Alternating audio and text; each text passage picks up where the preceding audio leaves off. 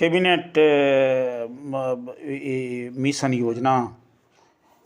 हाँ, तो उसको तुम कह सकते हो जो कैबिनेट मिशन योजना क्या थी और इसकी विवेचना करें। तो देख लो, सुनो। कैबिनेट मिशन योजना भारत में यह 1946 ईस्वी में पहुंची थी। 24 मार्च 1946 ईस्वी को भारत पहुंचा। और यह जो योजना थी, इसके अंतर्गत ब्रिटिश मंत्रिमंडल के 3 सदस्य, उसमें Lord Pethick Lawrence, sir Stafford Cripps और मिस्टर A.B. अलेक्जेंडर वो सम्मिलित थे।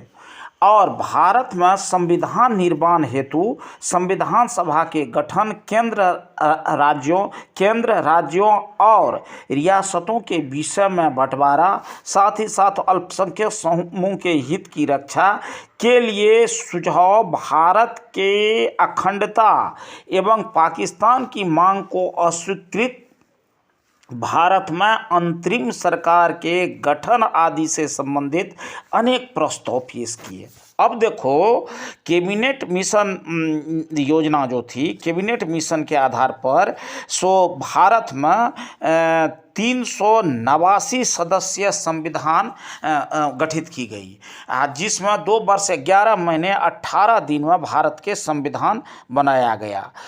और कैबिनेट मिशन योजना जो कहते हो, इसी के आधार पर पंडित जवाहरलाल नेहरू के अध्यक्षता में 1946 इसमें अंतरिम सरकार गठित की गई, जिसमें हमारे देश के स्वतंत्र भारत के प्रथम प्रधानमंत्री डॉक्टर राजेंद्र प्रसाद खाद्य आपूर्ति मंत्री थे, और नवगठित पाकिस्तान के प्रथम प्रधानमंत्री लियाकत अली खां उसमें आपको वित्त मंत्री थे।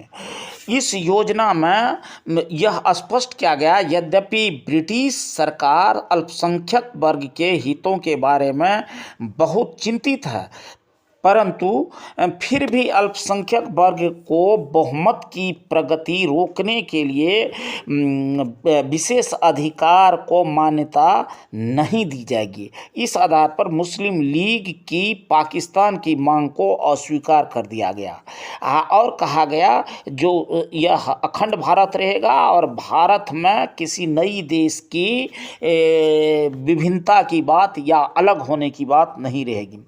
तो यह कहा जा सकता है कि भारतीय इतिहास में कैबिनेट मिशन योजना काफ़ी महत्व रखता है। भारतीय संविधान के गठन और संविधान में इसकी प्रमुख महत्ता है, उपलब्धि है। हाँ हाँ, बोलो ना।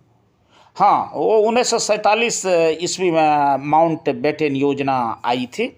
हाँ, तो सुन, ठीक है, बैठो। ये माउंट बेटन योजना के बारे में तो अब सुनो। जो लॉर्ड माउंट बेटन 23 मार्च 1947 को वायसराय होकर भारत आए, उनके आते ही भारतीय नेताओं से बातचीत का दौर शुरू हुआ और इसके पश्चात अपनी योजना को स्वीकृति लेने के लिए उन्होंने 18 मई 1947 को पुनः लंदन गए और वहाँ लंबी 15 दिन तक विचार विमर्श करने के बाद 3 जून 1947 को लौटकर अपनी योजना को लेकर के यहाँ आए, जिसमें 6 बिंदुओं पर खास करके ये विचार विमर्श की गई और उसको धरातलीय रूप भी दिया गया। सबसे पहली बात यह थी, जो 1 नंबर पर वह पाकिस्तान की स्वीकृति दे दी। यह योजना ने पाकिस्तान की स्वीकृति दी और यह निश्चित हुआ कि भारत को 2 राज्यों में विभाजित किया जाएगा, भारत और पाकिस्तान, और दोनों को 15 अगस्त 1947 को स्वतंत्र कर दी गई। इसके बाद दूसरा बात हो गया क्या इसमें, पंगु पाकिस्तान। पंगो पाकिस्तान किस मामले में आसाम को पाकिस्तान से अलग किया गया जो कांग्रेस चाहती थी। मोहम्मद अली जिन्ना का चाहत था कि समस्त बंगाल और समस्त आसाम समस्त पंजाब मिल करके सो पाकिस्तान में सो रहे, परंतु और किसी भी हाल में रहे, लेकिन कांग्रेसी नेता यह नहीं चाहते थे। कांग्रेसी उनकी चाहत यह थी कि जो इसमें हिंदुओं का बहुमत है, इसलिए उनको पाकिस्तान जाना अच्छा नहीं रहेगा। इस योजना में पाकिस्तान में वही भाग शामिल किया गया जहां मुस्लिम बहुमत था। इसके बाद इस का तीसरा बात यह था कि दोनों राज्यों को सो राष्ट्रमंडल से पृथक होने का अधिकार दिया गया। चौथा था जो तुमको रियासत के संबंध में यह भी कहा गया कि 15 अगस्त 1947 से उसके ऊपर से ब्रिटिश सर्वोपरिता की बात हटा ली जाएगी और उन्हें दो राज्यों में से किसी भी मिलने का स्वतंत्रता की घोषणा करने का अधिकार होगा। हाँ, उसी के अंतर्गत जो है सो तुमको ये जम्मू कश्मीर, इसके बाद तुमको सो भारत के जो और 3-4 राज्य है उसको इस तरह की बात आई थी अड़चन। हैदराबाद के निज़ाम भी उसमें कुछ किए थे और वो भी चाह रहा था जो हम सो अलग बनावे, लेकिन ऐसी बात नहीं हुई। और इसके बाद सीमा आयोग की बात आई। योजना में एक सीमा आयोग की बात भी स्पष्ट की गई जो जनमत संग्रह के पश्चात विविध क्षेत्रों में प्रांतों की सीमा का निर्धारण करेगा।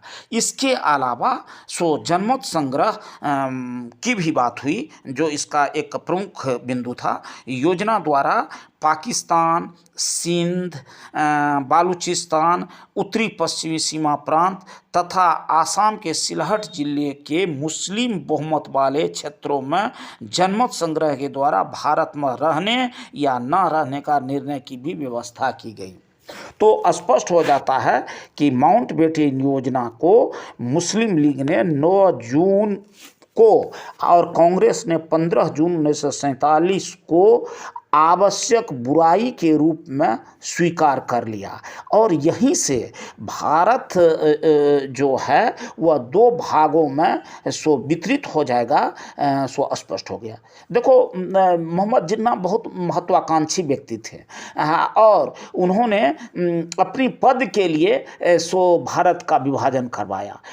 साथ ही साथ ये मुस्लिम के नाम पर तो गया, पहले वो कांग्रेस की नीति से बहुत ये सहमत थे और उसके लिए दिलोजान काम किया, लेकिन बाद में वह बहुत महत्वाकांक्षी हो गई। हाँ, ठीक है।